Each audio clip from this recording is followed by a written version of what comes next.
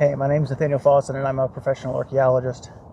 Today I thought I wanted to do something a little bit different, go outside for once, and talk a little bit more off the cuff about something that used to be much more common in archaeological research and has gotten less popular, certainly in terms of the profile of the practice in more recent years and generations of professionals. And that's what we call experimental archaeology. So experimental archaeology is basically where you look at the kinds of things that you find on archaeological sites and try to replicate them, and then once you've replicated them, try to use them to figure out how they functioned. So it's a very kinesthetic form of archaeological research, and this followed a very different historical trajectory in North America compared to what happened in places in Europe, particularly in England, which is the kind of branch that I'm most familiar with on this. This is the only thing I know about English archaeology, pretty much, but I do know this, is that experimental archaeology there really came up out of a avocational enthusiast community. Medieval reenactors especially didn't have, back in the 60s and 70s, did not have access to like internet websites where you could go buy the clothing and tools and jewelry and the material culture of the time periods they were trying to emulate. So they had to figure out how to make them themselves. And in so doing, they created kind of a body of work and literature that the archaeological community was then able to actually reference and use in their own research. And that kind of thing didn't really happen in North America. What did happen was, well, two basic things happened. One that we actually have kind of a good paper trail on is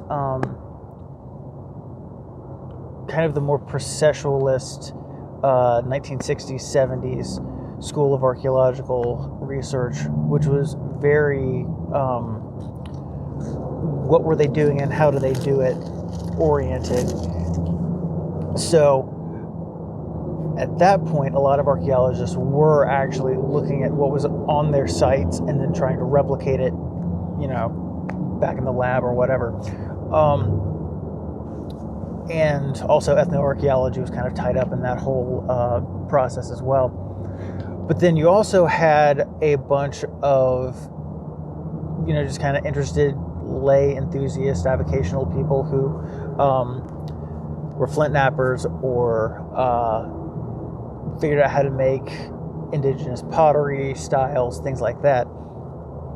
But not a ton of that ever got written down and published. So as those people died or fell out of the community or whatever, that information just kind of disappeared with it. And if there's not really a paper trail on it, it basically dies with you. So one of the things that I would really like to see within North American archaeology is kind of a community of avocational experimental archaeology going on, where people are actively still making the craft items that I know are already being made, but actually documenting their processes and writing it up and publishing them in archaeological journals. This is the kind of thing that, in a lot of cases, a high school student could do this practically and get credited and published by doing it. An example that I've thought about is at a conference I went to last fall. A couple of friends of mine published a paper where they made replicas of the soapstone bowls that I talked about in the Stone Cauldrons video.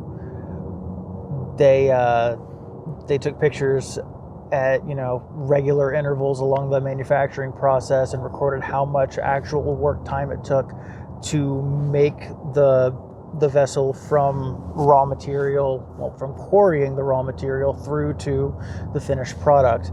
Also, what tools they used, how they were made, the kinds of refuse that was left behind, all of that. What's much less well known than the soapstone bowls is that in kind of the Middle Tennessee, northwestern Alabama sort of region, there are what you might think of as counterfeit soapstone bowls made out of sandstone. And in the grand scheme of things, it would not be that difficult for any person to go find a big chunk of sandstone and carve it into a sandstone vessel using period appropriate tools and document all of that, take pictures at, every hour or every 2 hours or whatever, and actually record the process and like what material gets left behind and what works, what doesn't, how, like maybe videos of how the tools are being used, things like that. And then, write that up and publish it in the State Archaeology Journal. All that would really take is to go to the State Archaeological Society, maybe before the experiment got done, talk out, the plan, and they've got professional archaeologists working with those societies. They can kind of guide anyone through that process if, the person doing the experiment's willing to, put forward the effort to do that. And then, once that's done, that research is yours. Your name is on the paper. You get credit for that for whenever people use the information that you produced. But it doesn't have to stop with just making the object. Once you've got a cooking vessel, you can also write a second paper about how you cooked with it, or even something even more simple than that, like how the sandstone, vessel was used to boil water, what kind of wood was used, how much wood was used, how long did it take, how much effort went into to actually getting, a cup of water to boil, like an actual measurement, like a cup or a, half liter or something. And then beyond that, if you want to make soup out of it, what was the process there? How long did that take? Did it taste any good? When the food was completed, did like the residues, how much did that appear to soak into the interior? How many times can you use it before it eventually breaks? Because the sandstone is conventionally believed to be more fragile and less resistant to the thermal shock than the soapstone was. So is that actually the case or no? So these are all kinds of things that, like I said, anyone could hypothetically do if they were so inclined. And I think it would be really awesome to see a community of avocational archaeological enthusiasts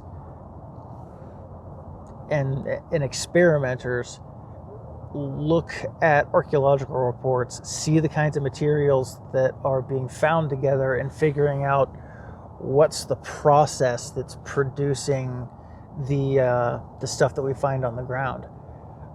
There are a lot more archaeological questions than there are archaeologists working, and there are not enough days in the hour, let alone hours in the day, for us to do all of these things. So that's pretty much all I've got for this one. Hopefully you found that interesting. If you've got questions, you can drop those down in the comment section.